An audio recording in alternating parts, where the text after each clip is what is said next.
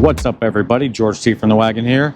This week we're going to do a detailed installation of a compressor house supercharger.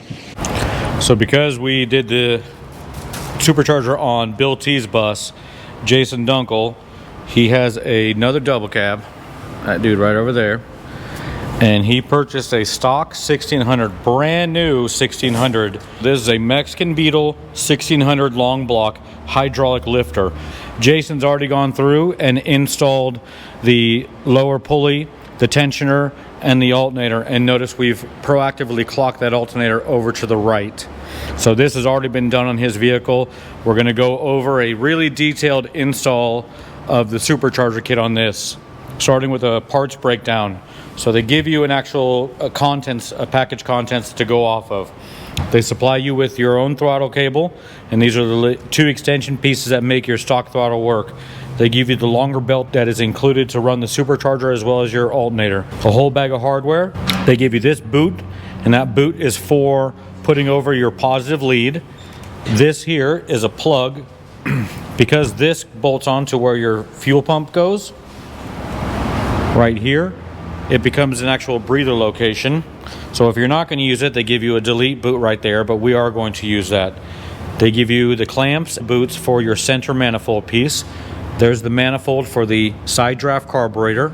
You obviously get the compressor as well. A gasket package.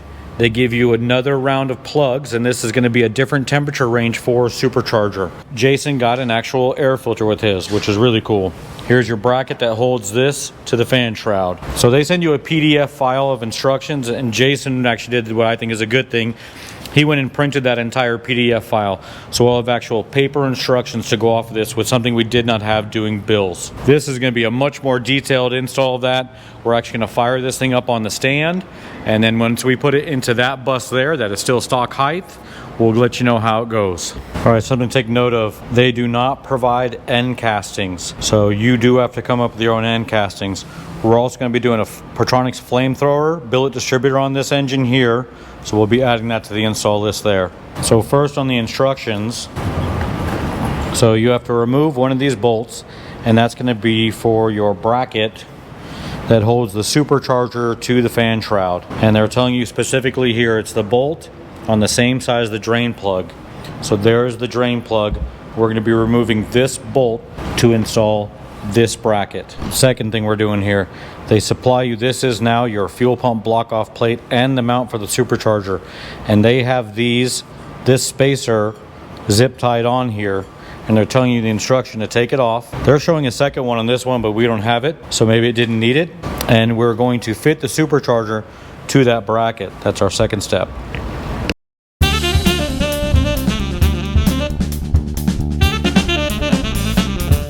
So at this point we have our slotted bracket on there. This will connect to the fan shroud, and we have our supercharger bracket, aka / fuel pump block off plate going on there. Our next step in the instructions is to remove your top right generator alternator bolt there.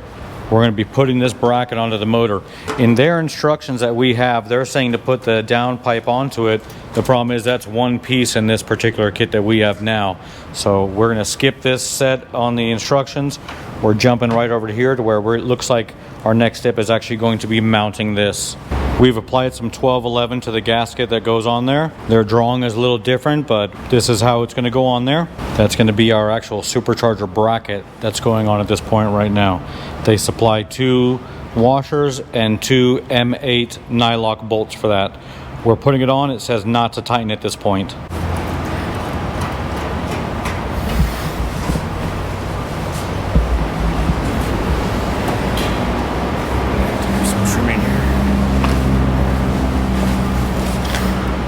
So the same thing we were running into on the other one, it's a little more exaggerated on this dude right here. We are actually hitting on that right there. So we will most likely have to trim that down, maybe remove that inner bolt from here and get a smaller jam nut, which I can get from McFadden Dale, and get our housing on there, and we're gonna have to cut quite a bit of that dude off of there.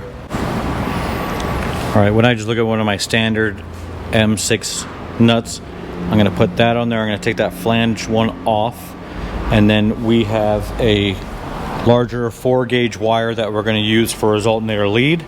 We'll get that bolted onto it with the rubber boot that they supply, and another nut on the exterior to lock it in place. Once we have everything there, we're going to grind this end off just like we did on Bill's, and then put that boot over it, because right now it's actually making contact with that point right there. All right, I swap that nut out there. We've got this boot that we're going to get over this onto that, and then we're going to get it bolted on there with the boot pulled back a little bit. And once I get the other nut on the other side of it, then we're going to get a cutting wheel and get that off of there.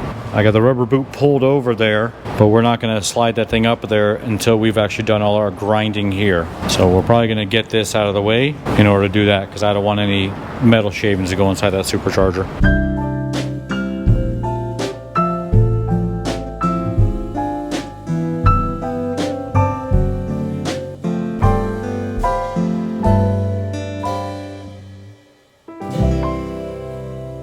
So we've tightened that up, and I'm going to take a belt sander to this to get rid of it. Notice we have this hole taped off and a rag over it. We have a rag stuffed in our manifold, a rag on that manifold, and our breather over here to make sure any of this metallic dust that we're putting up in the air does not go into our brand new engine.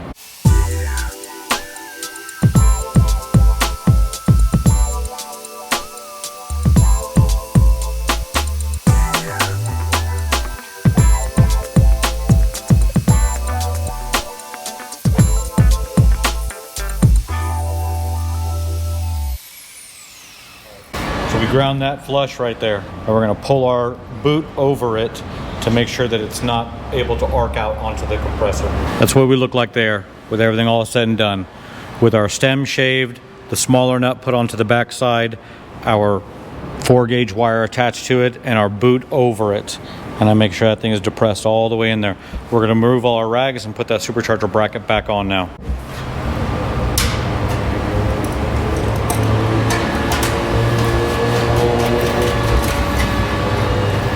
There's our moment of truth there. We are touching the rubber boot. That's for darn sure. But I think we have movement. Actually, we probably need to get those. Let's see. It's not all the way down either. There we go. Oh, there you go. That solved the problem right there. As soon as you make that thing go all the way down, we're no longer touching there. Make note of that. This base has to be perfectly flat in order for that to get the millimeter clearance as. Remember, we're also got a rubber boot on that that's pretty thick. I bet if I didn't have the boot on it, we'd still be clear of it, but I feel a lot better having that boot there. At this point, we put the right manifold on. They want one boot on it with the clamps.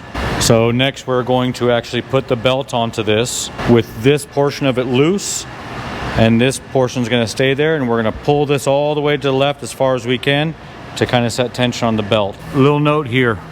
This was put on incorrectly, so we flipped around. Your tensioner needs to be on that side over there.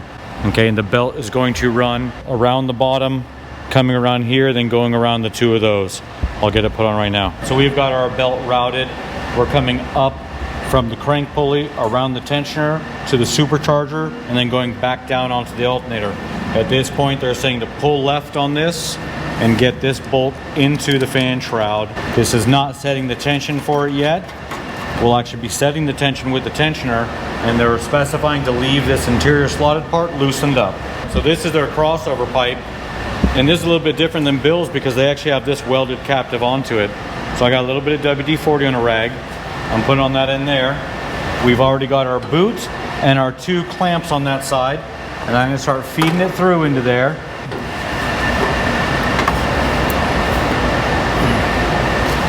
We've got a problem, Houston. Another thing to take note of here, I tried to put that crossbar in, and our little T-clamp here for our alternator was in the way. So you want to clock this dude to where it is facing straight up on this right-hand side. That pipe should have no interference, so we're going to loosen that a little bit more and get this. And if you straight up, get it out of the way of that cross pipe.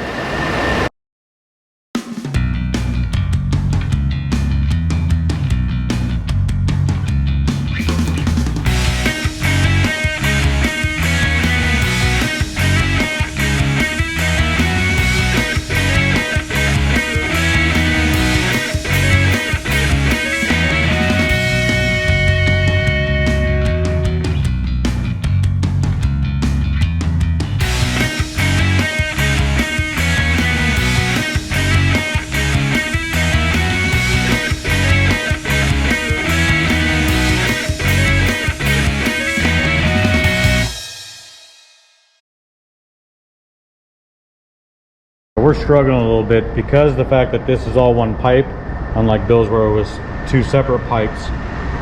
This is supposed to index inside of that manifold there, as is this one into this manifold. And the problem we're having is we can't see this side because it's so short.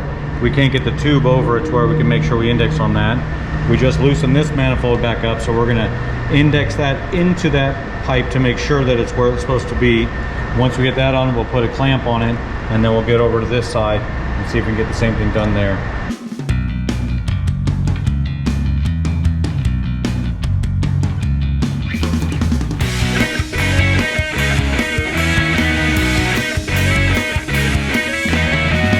Okay, so we can't get the pipe to index into this.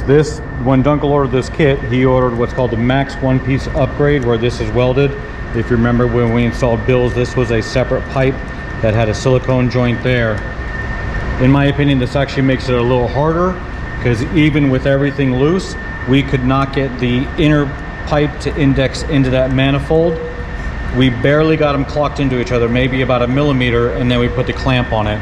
And then I got this side over here indexed to where it got into the hole, and we've got it tightened up now. So in my opinion, I actually like the design on Bill's better with the separate pipe on the T-fitting.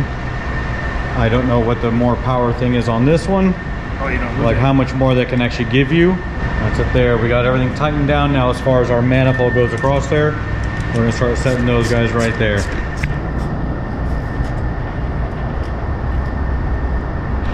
We've loosened up the two base bolts onto this main bracket over here. And what we're doing now is we are placing a straight edge along the front face of that pulley. And because the pulleys are different depths, I can't go straight up against pulley to pulley. But what I'm looking at is the reveal here between the belt and my straight edge. And you can adjust it by moving this front bracket up a little bit.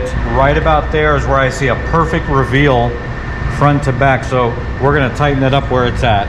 So I've taken my screwdriver and I'm prying up against the bracket on that back bolt there. We're gonna tighten this up.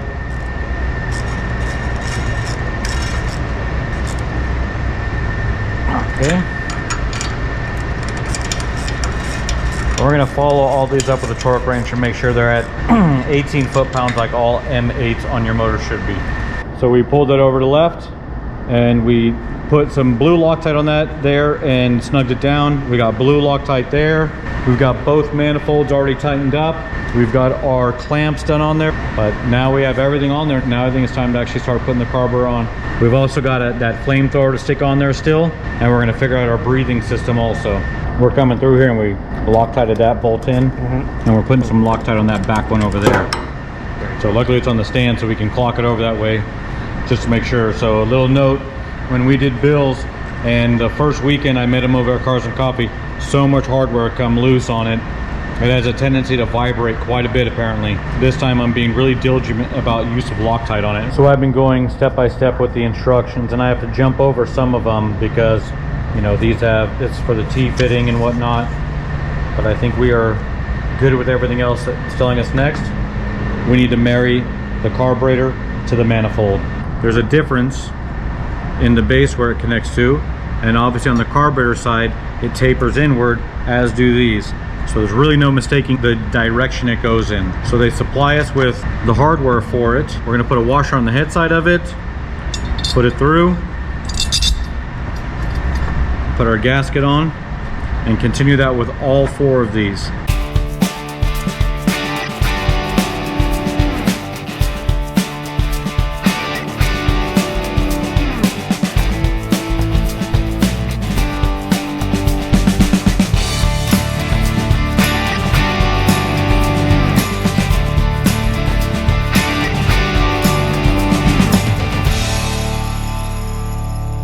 Paperwork is showing those black spacers that I ended up not using on Bill's. Right there real quick. It's like these spacers and these little cap nuts I had for the spacers.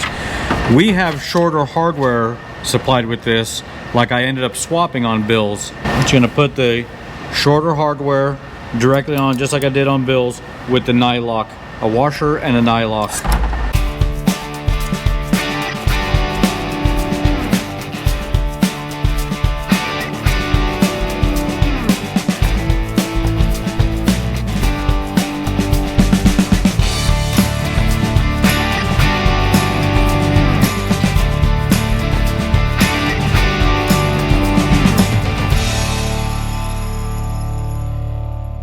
we've tightened the manifold and the carburetor together.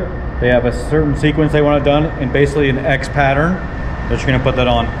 This is the gasket provided that's going to go onto the supercharger itself, and this one ear you see that's separate goes on the top there.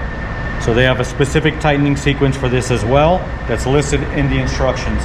We're going to hand tighten those M6 bolts on right now. So when you're putting this on, it specifies to hand tighten these things. That inner bottom one down there is going to be a difficult hand tighten.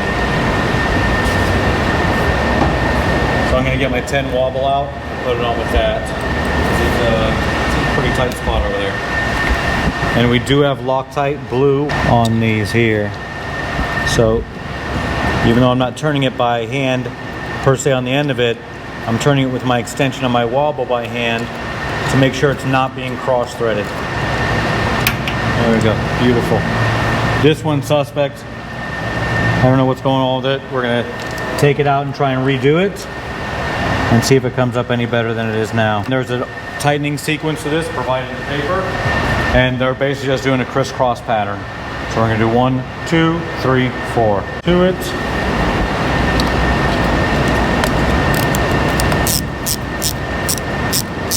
Okay, that feels like it's going on good, so I'm not too worried about that. And this is going to be our first one we tighten, according to the instructions.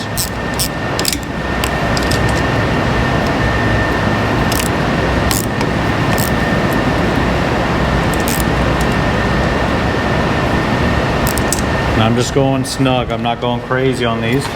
Now we're doing that bottom one here. Once again, just snug, not going crazy on it.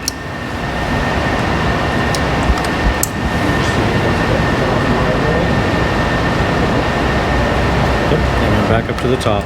3.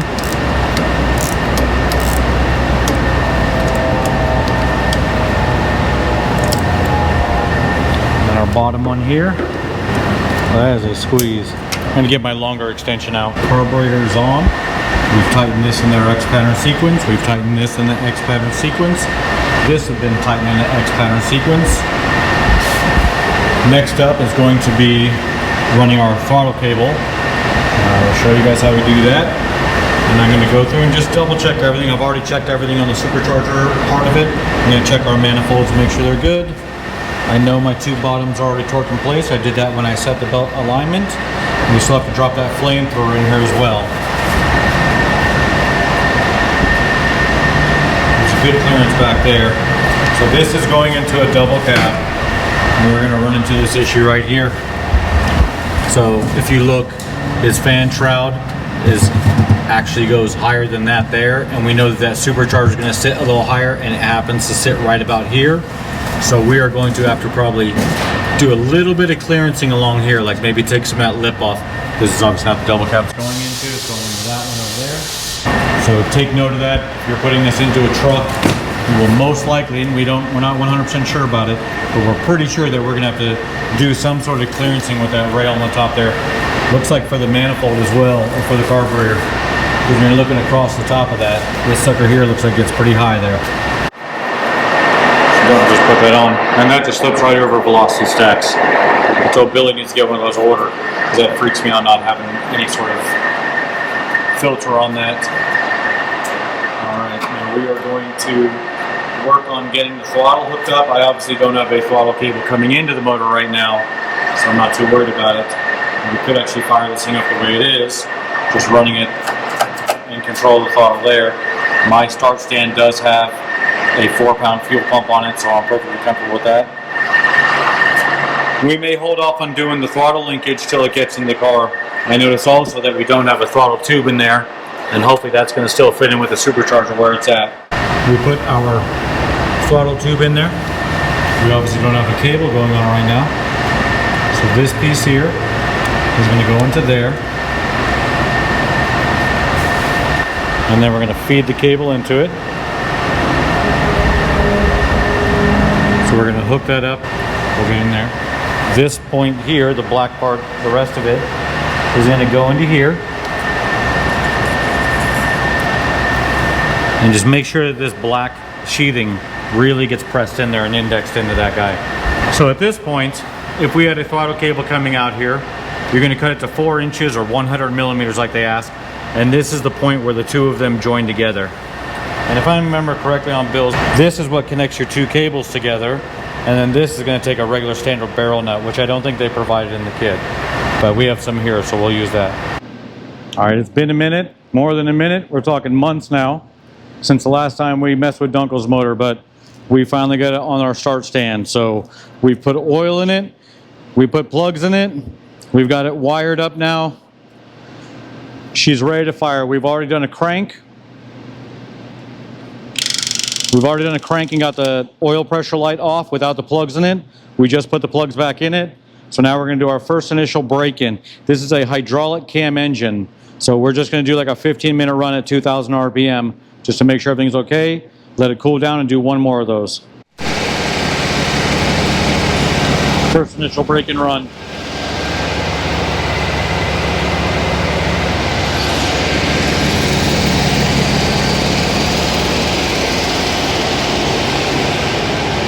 We had a bunch of issues trying to get it fired up. I had the valve too tight. They're hydraulic lifter, so I went in 1.5 turns initially. We were getting 0 compression. So I had to back those off a little bit. And then, let's see, we fixed that issue. We checked for spark, got spark. It took a minute for fuel to get to it. We had a bunch of adjustments we had to actually do on the fuel pump. So we finally got fired up. So I didn't record a lot of it just because of all the chaos that was ensuing to get it to fire up. So we have it running on a 10-minute break-in right now.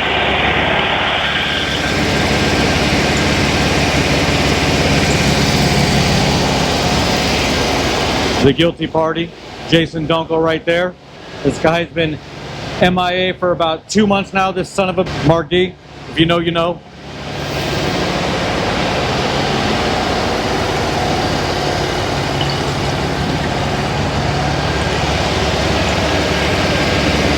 I'll give you guys a progress report once we get this dude fired up and done. We're gonna do a second round of break-in after this 10-minute cycle is over. First initial 10 minutes in the books. Listen to this little 1600. That's insane. Shut her down, let her cool off. Break-in went smooth. Ooh, that sucker's still cooking. Wow. Yeah, it's still a little off. Break-in went smooth. We've had this fan on it for a bit, trying to cool it off. Because we want to do one more round at 2,000 RPM for another 10 minutes. But you heard how crispy this thing sounds when you rev it. I'm super stoked on that, man. She's gonna rip, I hope. So just take a look at my hair. Take a look at that hair. And pay attention to how it was earlier in this video. That's how long this thing's been sitting here waiting to fire up. Because someone, I'm not pointing fingers, but I'm pointing fingers. Someone hasn't been here. So this is one step closer to his double cab hitting the road. And that's going to be a very nice thing because it needs to get the hell out of here. It does. All right, so Dunk's double cab right here. This is a Brazilian, it's a real German double cab that was imported to Paraguay, and he purchased it out of Brazil. So we've been un-Braziling this thing for about the last 3 months. Fresh Artigas transaxles in it, 433 ring and pinion. All the bells and whistles done to that.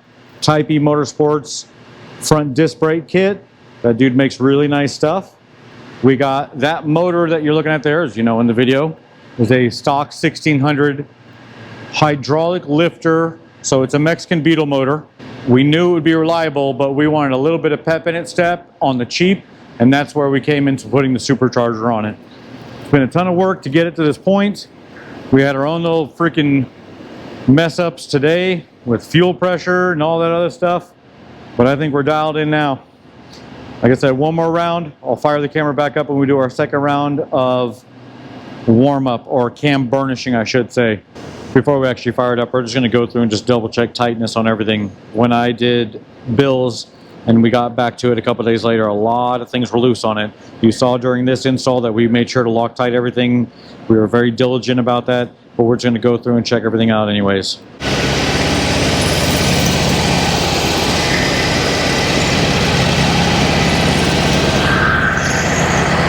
So I'm adjusting that screw right there. and setting the idle 2100.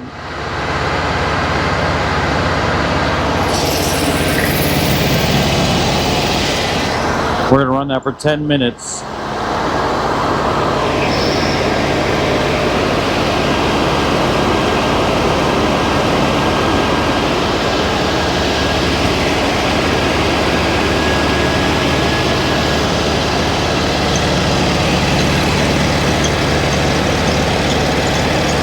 All right, guys, that's it.